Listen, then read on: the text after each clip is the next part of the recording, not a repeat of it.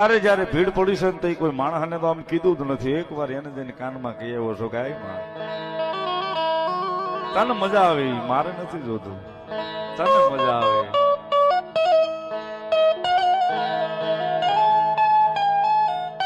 પણ સાહેબ ઈ રાતે 12 ના ટકોરે જ એની કીધું હશે ને તો 12 ના ટકોરે વધીને કલાકમાં જ વધારો હોય. ત્રીજી કલાકે તો સાહેબ એને હોકારો જ દીધો હોય કે બેઠી છો, હજી ગઈ નથી અહીંથી.